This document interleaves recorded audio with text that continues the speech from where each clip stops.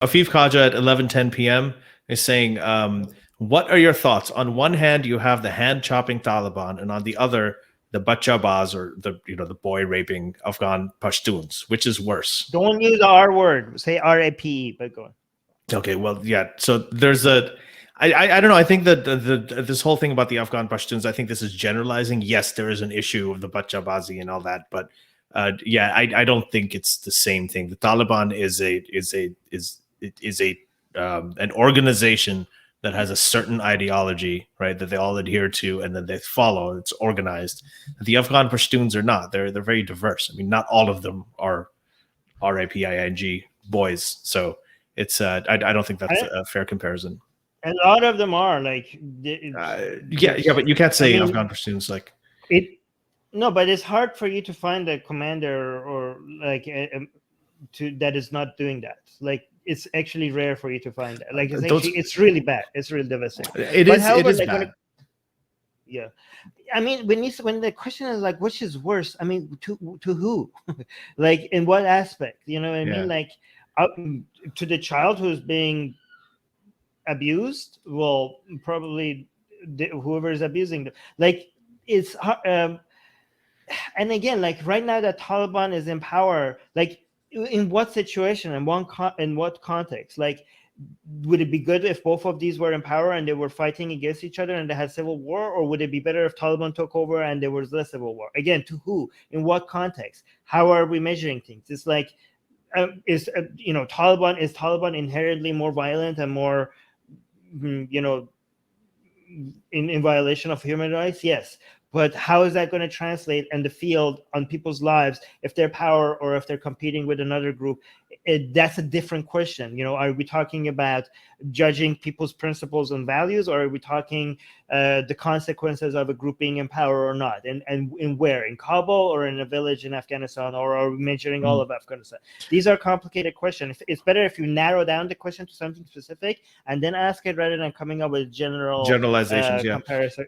Yeah, that's the point. So Stony Lonesome at 11:16 p.m. is saying, what policies should the USA implement to help deal with the war on drugs and the Mexican drug war? Legalize drugs, obviously. All drugs? You think that all drugs should be legalized? Yeah, that would end it overnight. Isn't that like the obvious answer? Like, does anybody like? Okay, even if you don't want to legalize all drugs, just legalize the ones that you can. Like, isn't that the obvious answer? Like, who disagrees with that? Yeah, like, I don't disagree with that. I don't disagree with that. I think, I think it's fine.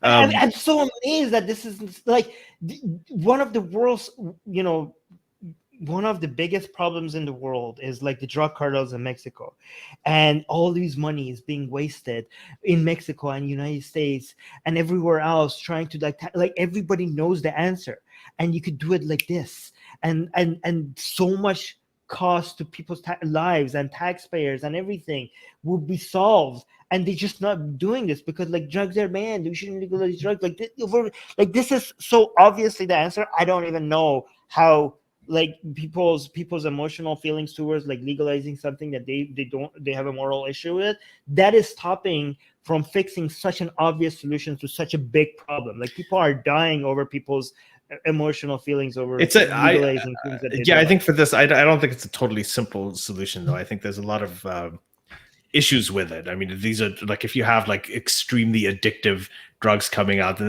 you have the what does it do to the healthcare system? What does it do to kids? Who are able to get?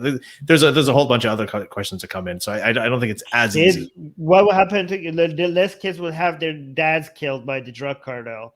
The government will have more money, a lot more money to deal with, addiction issues.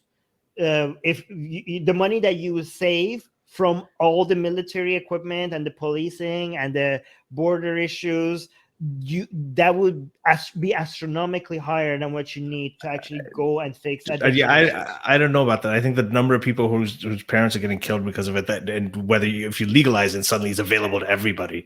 I don't think we can really make an assessment of what those numbers would be.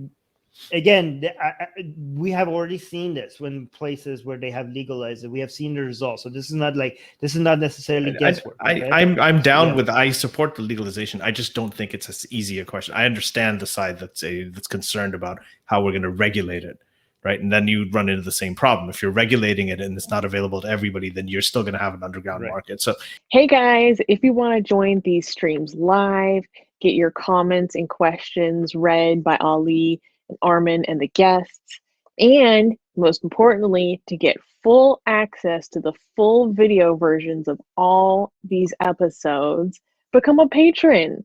Link in the description below.